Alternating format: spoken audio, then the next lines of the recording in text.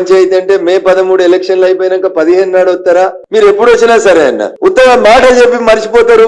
మళ్ళీ రఘునందన్ కూడా పారిపోయినని అంటారు కాబట్టి రఘునందన్ బాజాబ్తా వచ్చిండు. ఆ రోజే చెప్పిండు రఘునందన్ తోటి పెట్టుకోవద్దు రేవంత్ రెడ్డి గారు, నీకంటే 2 ఆకులు చదివి వచ్చినా ఎక్కువ అని. ఇవాళ కూడా అందుకని మంచిగా కలర్ఫుల్ గా పుస్తకాన్ని మంచిగా రాసి కలర్ఫుల్ పుస్తకాన్ని తీసుకొని వచ్చి మీ ఆఫీస్ కి పంపిస్తా ఉన్నాం. మీరేం బాధపడకండి. దీన్ని కొరియర్ లో మేమే మా సొంత పైసలు పెట్టి పంపిస్తా ఉన్నాం.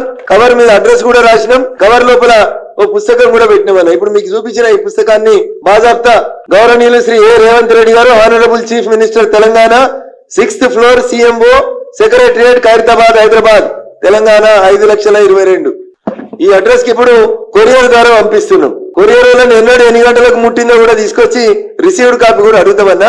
బాజాబ్తా ఈ పుస్తకాన్ని ఇప్పుడు మీ అందరి సమక్షంలోనే సీల్ చేసి రేవంత్ రెడ్డి గారు ఈ రాష్ట్ర ముఖ్యమంత్రి గారికి పంపిస్తున్నాం. వింటున్నారు అనుకుంటా మా ఇంటెలిజెన్స్ సార్లు. కవర్ రాగానే మంచిగా ముఖ్యమంత్రి గారి టేబుల్ మీద పెట్టుర్రి. మెదక్కి నరేంద్ర మోడీ గారు ఎన్ని పైసలు ఇచ్చిరో లెక్క చెప్పుండ్రి. లెక్క సమాధి కాకపోతే ఒక తెలుగు టీచర్ని అడుగుండ్రి, లేకపోతే ఎకనామిక్స్ లెక్చరర్ని పిలువుండ్రి.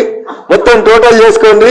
ఇవే కాదు, మీ కొడంగల్ అసెంబ్లీ నియోజకవర్గంలో ఉన్నటువంటి ప్రతి గ్రామ పంచాయతీకి డంప్ వాటికి ఇచ్చిన పైసలు, నర్సరీలకు ఇచ్చిన పైసలు, శ్మశాన వాటికలకు ఇచ్చిన పైసలు కావాలంటే ఇంకో పుస్తకం కూడా పంపిస్తా రేవంత్ రెడ్డి గారికి. అందుకని ఇంకొక బాధ్యత స్థానంలో ఉండి బాధ్యత లేకుండా మాట్లాడి ఏదో బట్ట కాల్చి మీద వారేసిపోతా, నేను ముఖ్యమంత్రి లేదా నేను ఏది మాట్లాడినా చెల్లుతుంది అనేటువంటి మీ విధానాన్ని నేను తీవ్రంగా ఖండిస్తా ఉన్నాను.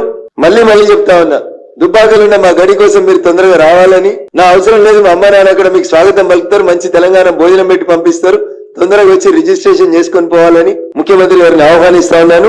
మేము మాట్లాడితే మీకు వినడానికి ఇబ్బంది కనిపిస్తా ఉంది. రమ్మని పిలిస్తే రాలేదు, బస్ వేసుకొని వస్తా అన్నారు. ఇక మీరు వచ్చుడు ఎందుకు, ఖర్చు ఎందుకు, ప్రభుత్వ పైసలు ఖర్చు ఎందుకని నేనే పట్టం వచ్చిన, నా సొంత పైసలు పెట్టుకొని వచ్చిన, పుస్తకం కూడా నా సొంత పైసలు పెట్టుకుని పంపిస్తున్నా. నీకు చదివి మళ్ళీ ఎప్పుడు వస్తావో చెప్పన్నా, నేను రెడీగా ఉన్నా. నువ్వు వింటున్నావా, నీ పక్కనున్న తెరనకాలున్న నీ మిత్రుడు హరీష్ రావు గారు వింటున్నారా, ఇనుమని చెప్పు.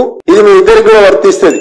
ఏమిచ్చిండు మోడీ అని మాట్లాడుతున్న హరీష్ రావు గారికి మీకు ఇద్దరికి కూడా ఈ పుస్తకం సమాధానం చెప్తుందని నేను అనుకుంటున్నా. మీరు విన్నా, మీ మిత్రుడు హరీష్ గారు విన్నా, ఇద్దరు కలిసి వచ్చినా నాకేం ఇబ్బంది లేదు.